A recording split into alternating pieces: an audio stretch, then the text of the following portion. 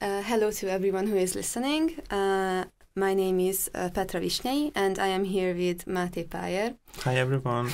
And we are going to talk about a movie titled Kimi, or in English, Your Name. And we are doing this podcast as a part of a podcast series for our ongoing film club. I chose to do this sort of interview with Máté because he has been to Japan for a year, and we are discussing a Japanese movie, so he might just give some very useful insights. Firstly, this movie was first shown in Los Angeles, 2016 July, and then it premiered in August in Japan. I would like to start with the title. Is Your Name a proper translation? It is actually. It is actually. Okay, then.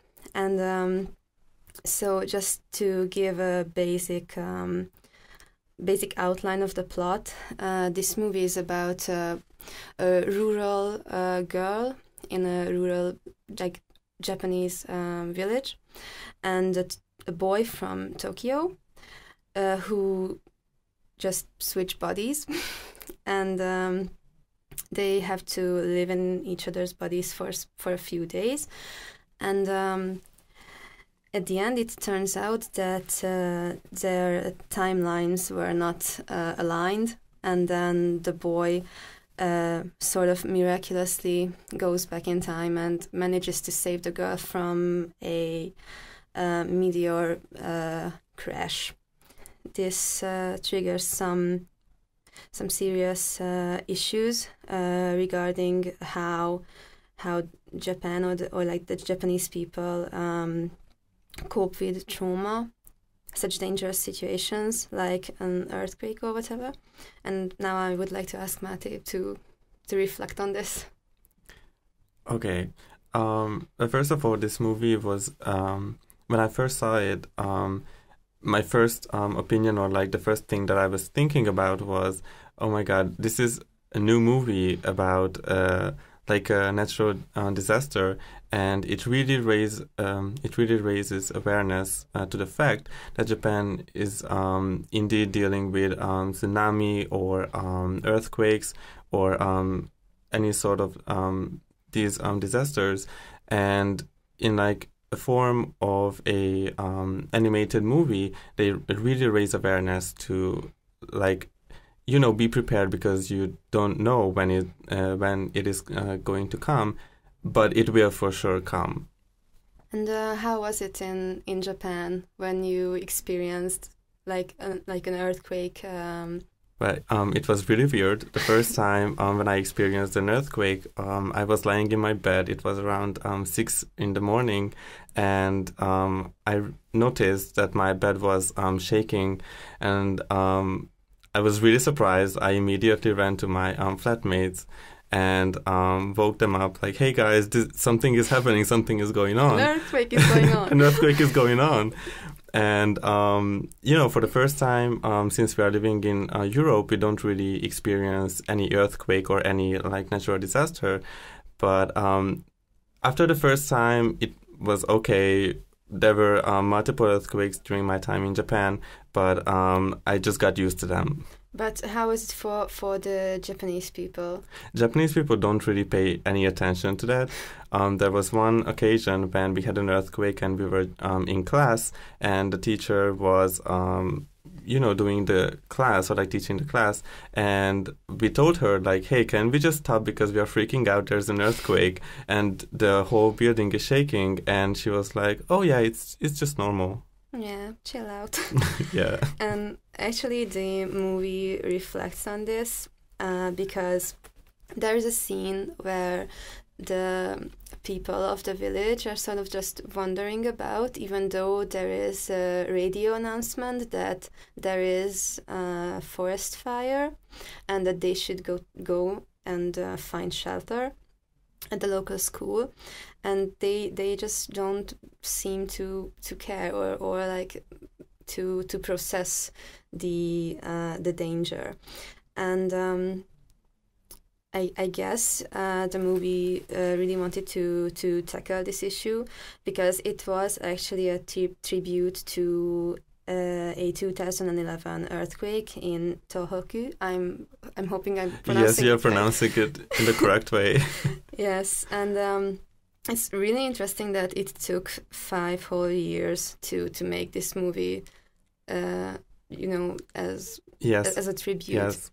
Well, that particular earthquake was like a really, really huge thing in Japan, because that was like the biggest one in the past few decades, and it really hit the Japanese mentality. Like they are always wandering around carelessly, like we are fine, we are in no danger, and then something like this happens, and suddenly that little bubble that they are living in is burst, and they have no information on where to go, what to do. They have like basically no knowledge where to go.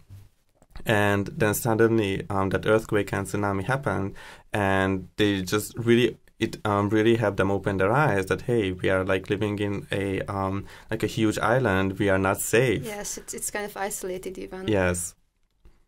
Actually, the director of the movie thinks that this film is very mediocre because it has nothing particularly revolutionary to say. Even though I believe that that as a tribute to the earthquake, it's very, very much important. But I do agree to some extent with the director that it is a beautiful movie. It has really, really picturesque scenes, some devices or metaphors or symbols that are very, very much in the mainstream. So, for example, there's the red string of fate. Yes. That appears several times throughout the movie. And in Asian culture, basically the red string of fate is a string that sort of connects you to your significant fated other. Yes. And it's very much in the global knowledge or set of mind, because even some people in like the US or UK or Europe or several other countries get tattoos of a red string on their fingers. So the director knows that it's not so revolutionary, and he actually asked people not to go to the movies and just don't watch it. Just don't watch it. The movie was so popular that they made an advertisement for the Suntory water, and it actually aired in Japan. It did. And it's really interesting because Suntory is like the main water producing company in Japan. So it is kind of a big deal to have like such a company advertise an anime or like an animated movie. And also like connecting to what you just said, the director told everyone not to watch the movie because it's nothing like spectacular or nothing extraordinary, but at the same time, even though in like the base of the movie is like a love story, and my personal opinion is that people wanted to go back to see the movie like several times, because for the first time you will like focus on the love relationship between Taki and Mitsuha. And then once you get over it and like the red string of fate, then you can, just pay attention to other details of the movie that might be really, really interesting to just to think about. For example, the earthquake situation.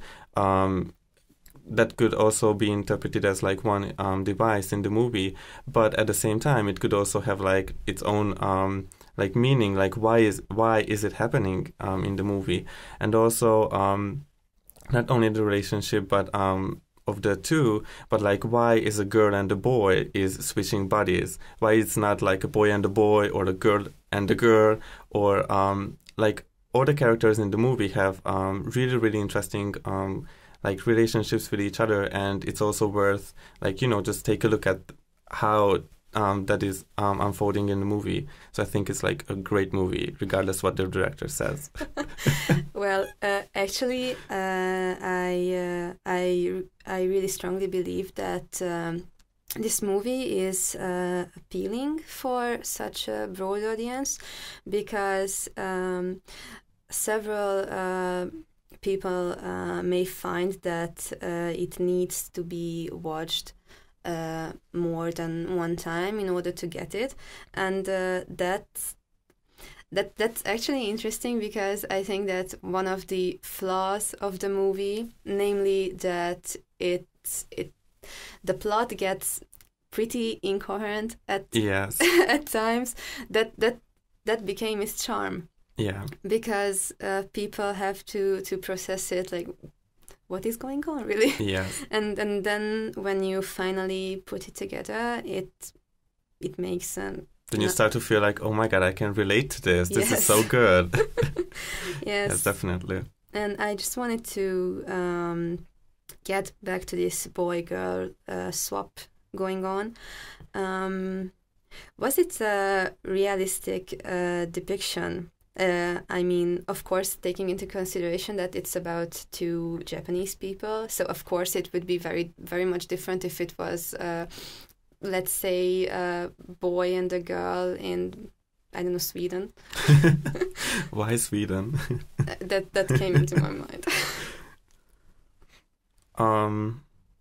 Well, in Japanese mythology, swapping bodies or like changing minds and hearts between boys and girls are not really uncommon.